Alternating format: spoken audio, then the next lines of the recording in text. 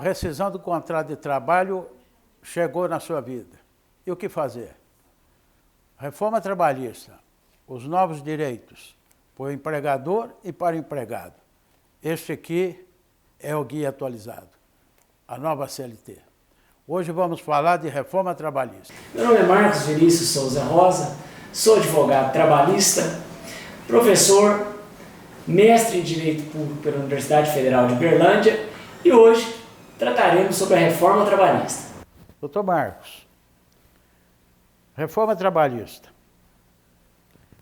Prós e contras, mas vamos iniciar falando sobre o dano extrapatrimonial.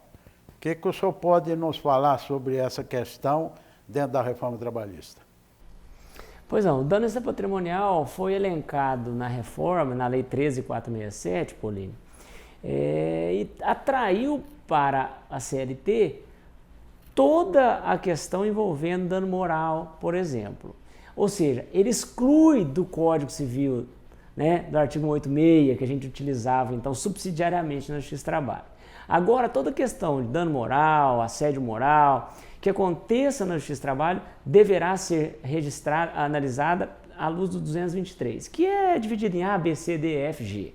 A questão que a gente traz à luz aqui é que no artigo 223G houve um tabelamento das questões de danos extrapatrimoniais. Me faça entender. Ali foi colocado dano leve até 3 salários contratuais do reclamante. Dano de natureza média, até 5 vezes o último salário contratual do reclamante. Grave, até 20 vezes o último salário contratual do reclamante. E gravíssima, que é o máximo que pode acontecer, é de 50 vezes o último salário contratual do reclamante. Houve um tabelamento. Ora, mas o direito é um sistema.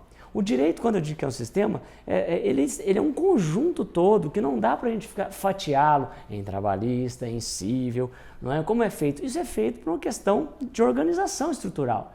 Mas, na verdade, imagina a seguinte situação, Paulinho. Nós temos numa loja o funcionário e o consumidor. E o teto cai. O teto caiu sobre os dois vieram a falecer.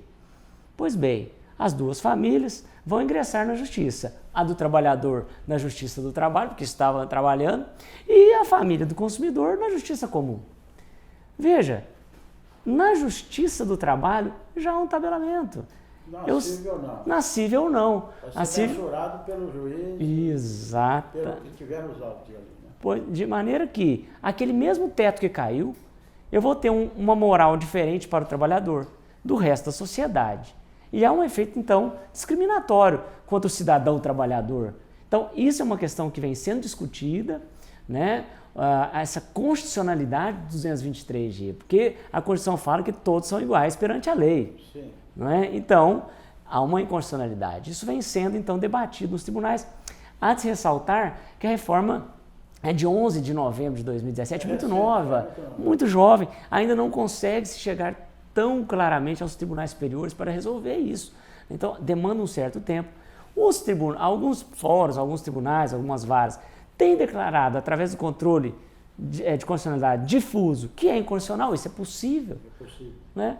Mas tudo depende muito lá do final do STF. Tá né? certo. E ali a gente sabe que a demora sempre existe, né? Existe em virtude da demanda. Então, vamos aguardar, mas vamos partir então já para uma outra questão da reforma trabalhista, que também tem suscitado muita discussão aí, doutor Marco. Extinção do contrato de trabalho por acordo, a figura que não existia, não é que não existia, não poderia ser feito da forma como está hoje estabelecido na reforma.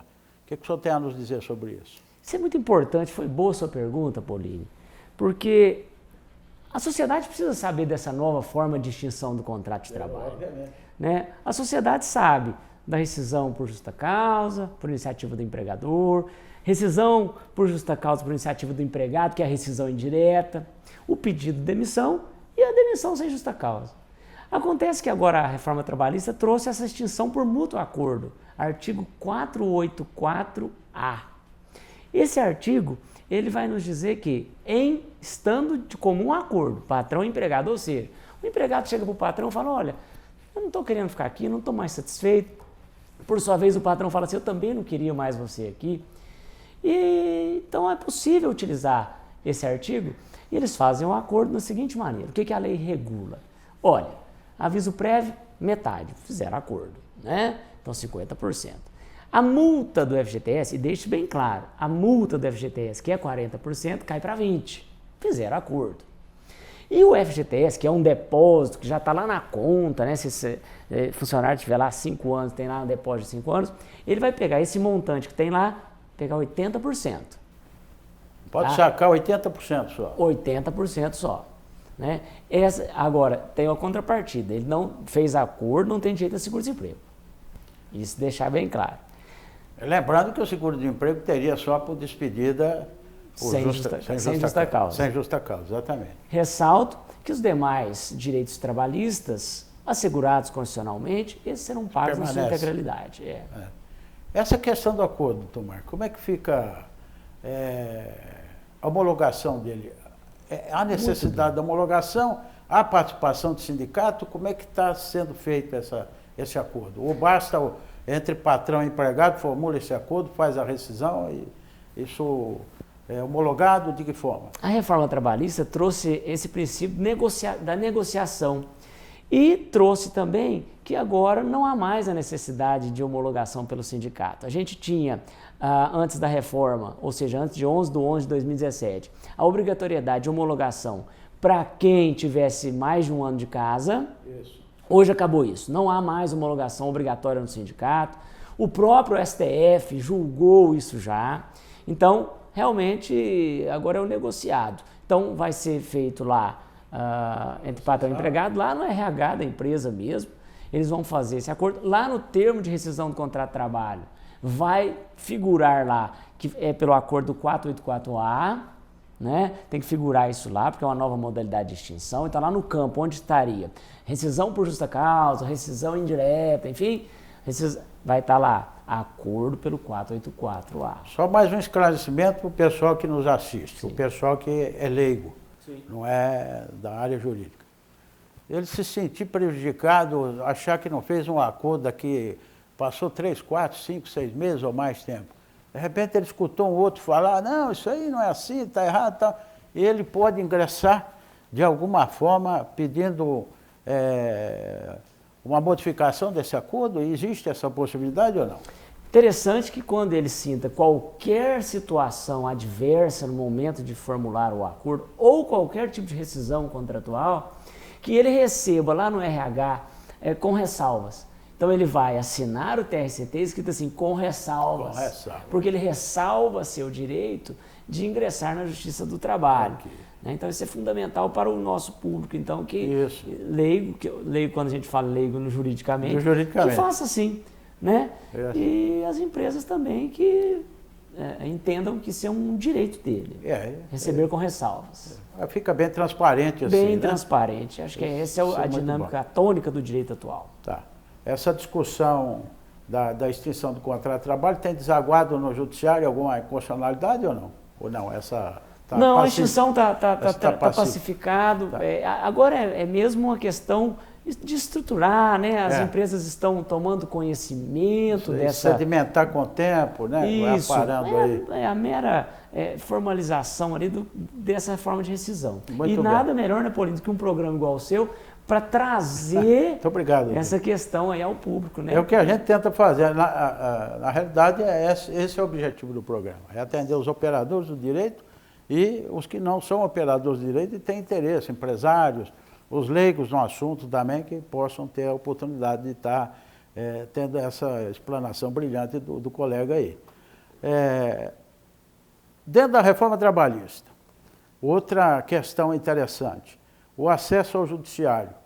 Como é que está essa situação?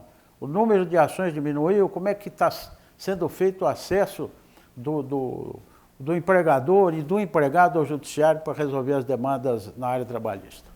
Muito bem. Como tudo que é novo gera uma certa retração para que se tome conhecimento, né? Então, em virtude da reforma, as pessoas estão numa atitude mais conservadora, né, com relação a entrar na Justiça do Trabalho. Explico por quê.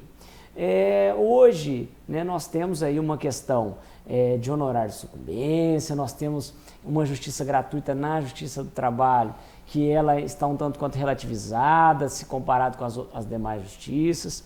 Então, o trabalhador, que é quem move a Justiça do Trabalho com o ingresso das petições iniciais, na maioria dos casos, né, ele adotou ali uma postura um pouco conservadora.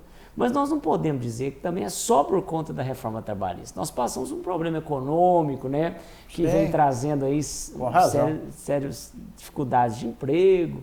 Então, o que a gente precisa entender é que há alguns artigos na lei da reforma trabalhista que carecem de constitucionalidade na medida em que inviabilizam essa propositura de ação.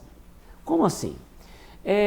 Um deles é o artigo que vai nos dizer que o cidadão, quando ingressa na Justiça do Trabalho, para quem não sabe, ele ingressa, se é marcada uma audiência, então ele entrou com a petição inicial automaticamente pelo PJE, Processo Judicial Eletrônico, já vem a data da audiência, então ele já é ciente da data da audiência, vamos dizer que ele não vá.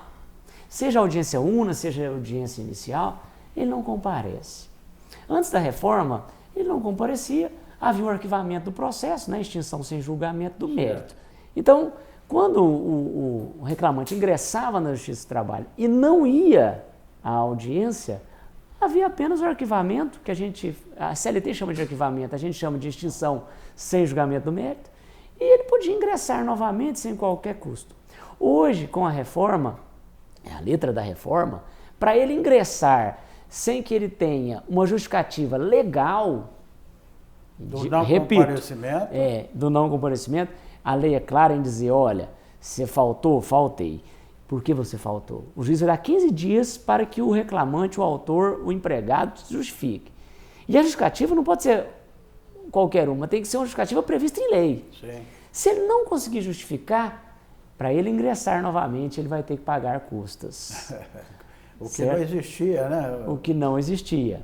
O que eu posso dar de alento aos empregados é que existe as ações diretas de inconstitucionalidade com relação a isso, e o Tribunal Regional do Trabalho, Terceira Região, que é aqui de Minas, né? Eu sei que seu programa vai além de Minas, mas em Minas, para quem tiver interesse, é a súmula 72 do TRT3, né? Ela diz que é inconstitucional essa medida de obrigar o empregado a pagar custas para entrar novamente na Justiça do Trabalho é inconstitucional. Então, o nosso Tribunal de Minas Gerais já pacificou para nós aqui.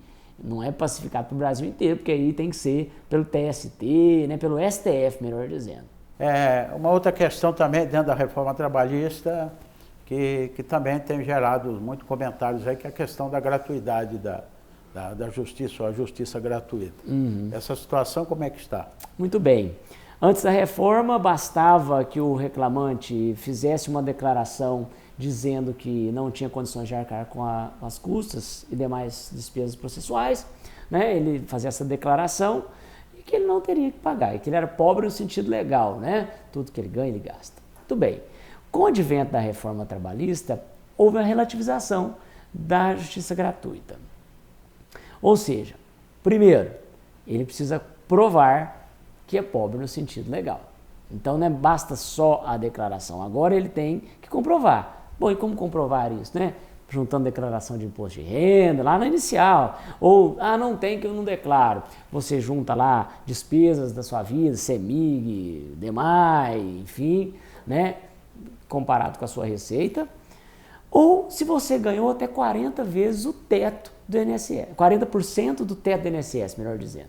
Então, veja bem, eu ganhava até 40% de 5.800 alguma coisa, que é o teto do INSS.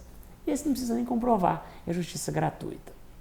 Não, eu ganhava mais do que 40%. Você tem que comprovar. A justiça gratuita vale tanto para empregado como para empregador, ok?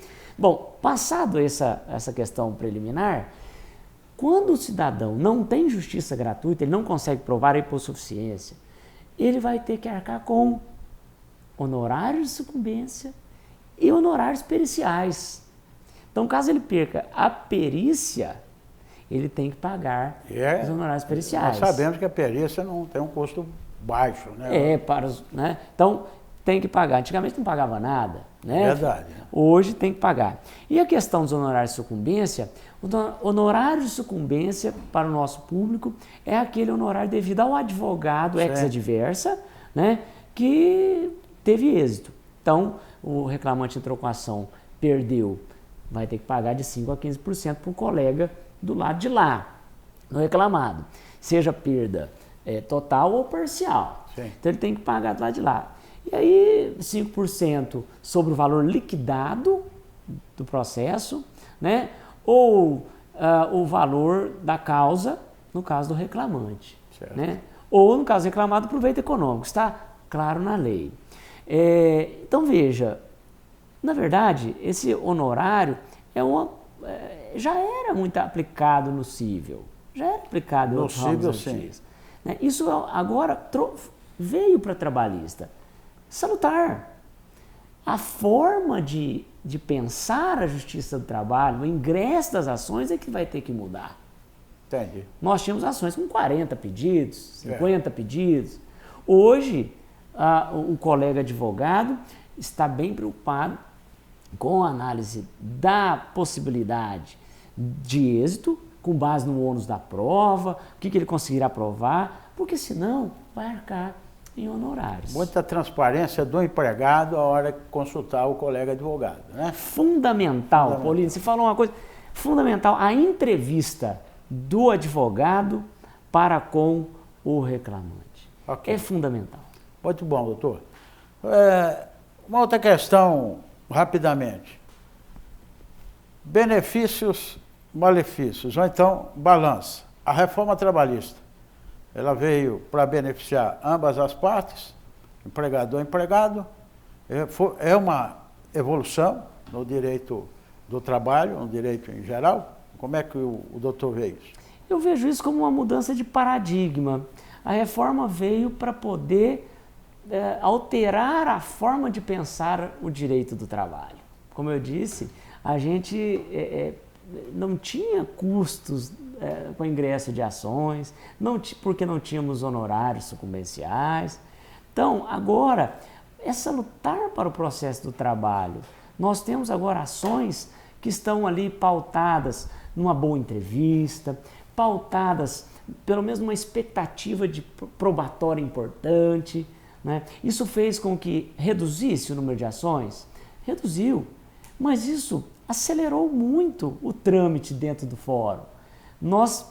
Caiu a ação, mas a celeridade processual é enorme. O funcionamento da justiça melhorou muito. Mas ficou muito sério. Com isso, todo mundo obtém um resultado mais rápido, né? Exatamente, que é o que se espera do direito do trabalho, porque é verbo alimentar e eu preciso dessa celeridade. Ok. Lembrando a todos o seguinte, aos leigos, né, aqueles que pretendem ingressar com a reclamação ou que pretendem fazer algum acordo com o patrão, não dispense a consulta ao colega advogado. É muito importante que ele vá para um acordo com o patrão, pelo menos sabendo dos direitos que ele tem dentro desse acordo. Por isso, a participação do profissional de direito, do advogado, na instrução da pessoa que queira fazer um acordo, eu gostaria de deixar esse alerta.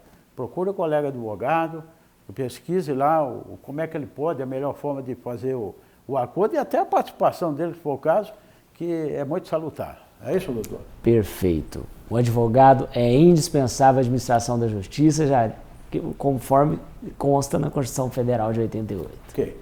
Doutor, para encerrar então o nosso vídeo, vocês vão ter a oportunidade de assistir todos os vídeos. Gostaram? Não esqueçam de compartilhar, dar o like aí. Segue a dica para o empregador. Tenha a sua empresa organizada documentalmente. Assim que receber qualquer notificação da Justiça do Trabalho, procure imediatamente o advogado, pois há prazos que você deverá cumprir. Doutor, muito obrigado por hora. O Hora da Lei está sempre à sua disposição, à disposição do seu escritório, e eu só tenho que agradecer por hora. Eu que agradeço, Pauline, é uma honra tê-lo aqui no nosso escritório. Sempre acompanhei a sua trajetória, que é uma trajetória de sucesso. Fico muito feliz com o programa Hora da Lei e de participar dele. Eu que agradeço e respeito muito o seu profissionalismo. Obrigado, Obrigado, doutor. Tudo de bom.